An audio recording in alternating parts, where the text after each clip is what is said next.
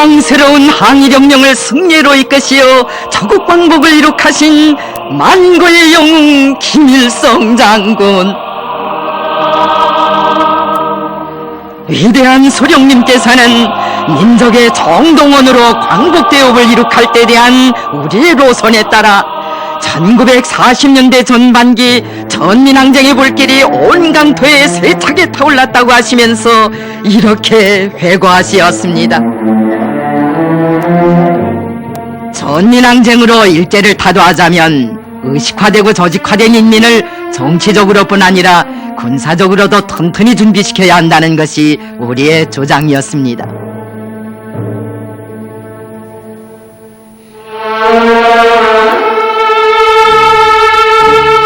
우리가 전민항쟁 방침을 독자적인 노선으로 제시하고 그것을 실현하기 위한 실무적 조치들을 취하기 시작한 것은 중일전쟁이 일어난 다음부터였다고 봅니다. 전인민적 반일항전 문제를 가지고 백두산 미룡에서도 회의를 했고 처수탄과 신웅에서도 회의를 하였습니다.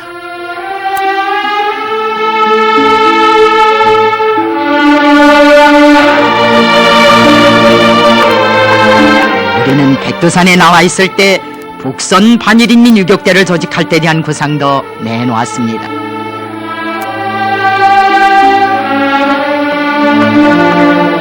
우리는 간백산이 꾸려진 강습소를 통하여 지방 조직들에서 단련된 사람들을 뽑아다가 전민항쟁에 필요한 지도 핵심들을 많이 길러내는 한편 북부지대를 비롯한 국내의 여러 곳에 반군사 조직들을 더 많이 내오고 그것을 확대 강화하는 데 큰 힘을 넣었습니다.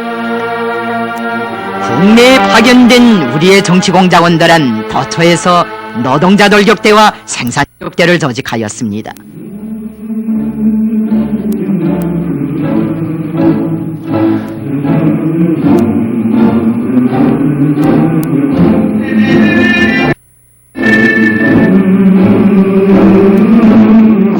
호소문은 전민항쟁 호소문이라고 이해해도 됩니다.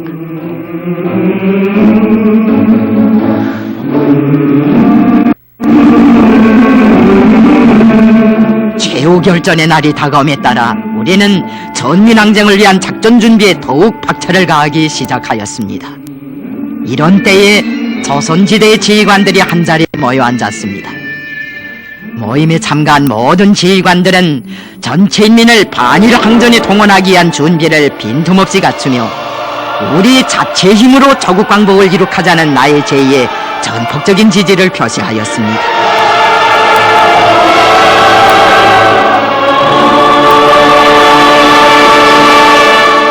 일본 놈 지하에서는 더는 못 살겠다.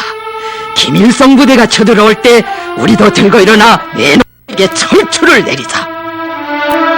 부산과 시모노세키를 오가는 관부연락선 천정에 조선독립대장 김일성이라는 글발이 발견되어 일본 관원들이 떠들던 때가 바로 이 무렵입니다.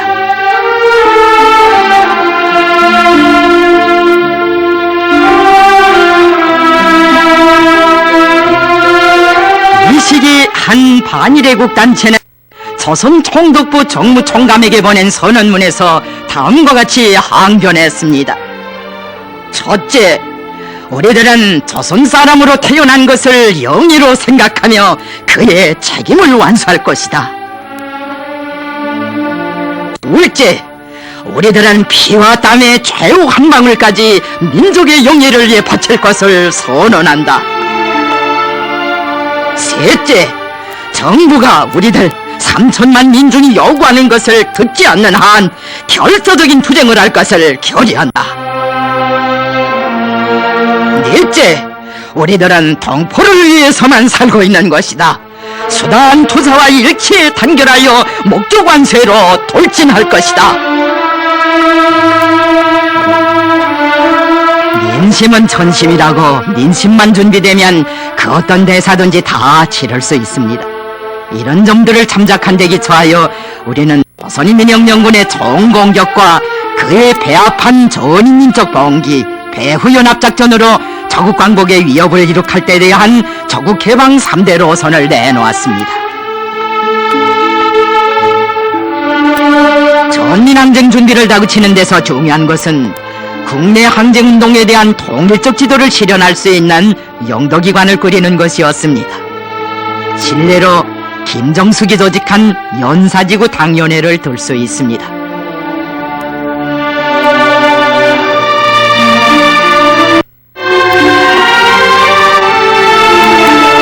지구당연회는 자기 산하에 여러 지역 당 소조를 두고 있었으며 이 당 소조들을 통하여 각지의 조국 광복회 조직들과 전민항쟁 조직들을 지도하였습니다. 우리의 주동적이며 적극적인 정치군사 활동에 의하여 1940년대 전반기 국내에서는 전민항쟁 세력이 급격히 장성하였습니다. 1942년 일제가 탐지해낸 국내 반일지하 조직만 해도 110여 개나 되고 조직적 역량이 50만이 넘는다고 하였습니다. 적들에게 노출되지 않은 조직까지 합치면 그 수가 훨씬 더 많았을 것이라고 생각합니다.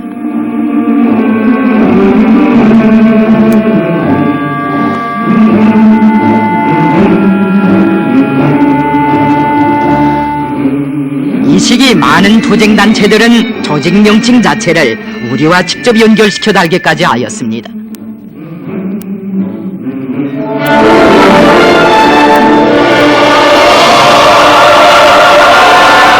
평양 일대에는 조국해방단이라는 항쟁 조직이 있었습니다. 나의 사촌동생 김원주가 들어있던 조직입니다. 조국해방단은 조선인민혁명군의 조국해방작전에 합세하여 무장폭동을 일으킬 것을 목적으로 삼고 있던 항쟁 조직이었습니다. 부려불굴의 명령투사 김종숙 동지께서는 사령관 동지의 명령을 받들고 봉산 출신의 유학생들과 연계 밑에 린모를 일본에 파견하시어 봉우 동경고학생 친목회 성원들에게 백두산바람을 불어넣게 하심으로써 반일 애국단체로 되게 하시었습니다. 오사카에는 고학생들로 된 충성회라는 조직도 있었습니다. 우리 혁명은 조국해방의 대사변을 앞두고 전민을 빈틈없이 준비시켰습니다. 이것이야말로 1940년대 전반기 우리 혁명 발전의 새로운 모습인 동시에 덕출한 성과라고 말할 수 있습니다.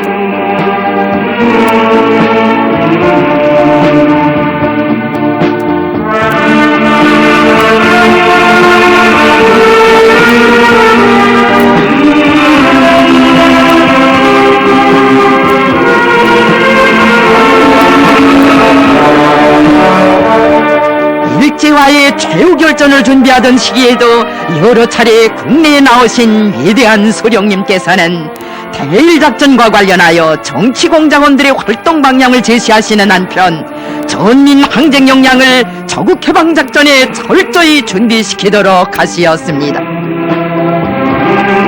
이리하여 북부조선 일대를 비롯한 전국 각지의 항쟁 조직들은 파업과 대업, 폭동과 파괴 등 각종 형태의 반일 반전 투쟁을 벌여 일제의 전시 생산을 파탄시키고 침략전쟁에 커다란 타격을 주었습니다.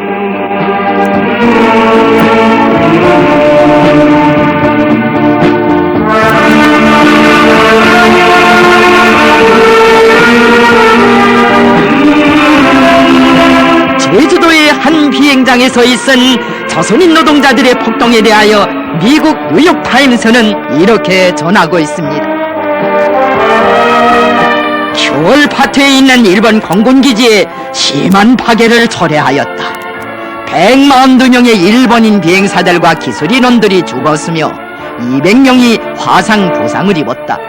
2개의 휘발유 조장 탱크와 69대의 비행기도 파괴되었다.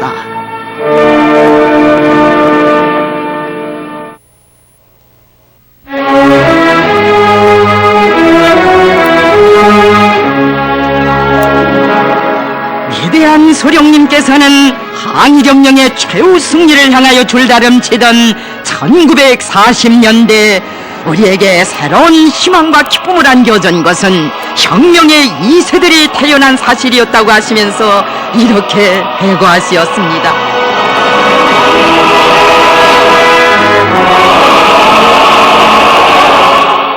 김정일로 키운 것은 백두산입니다. 백두산의 조사들이 그를 향도성으로 내세워 주었으며 백두산의 종기가 그의 기계로 되었습니다.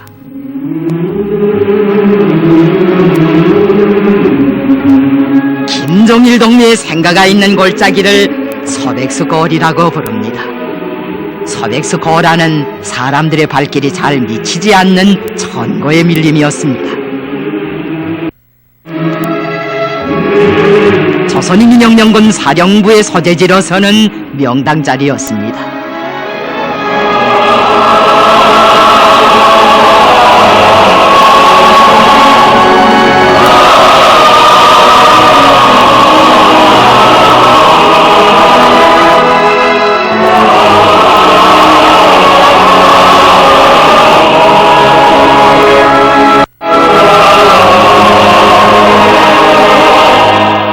김정일은 1942년 2월 16일 새벽에 백두미령에서 태어나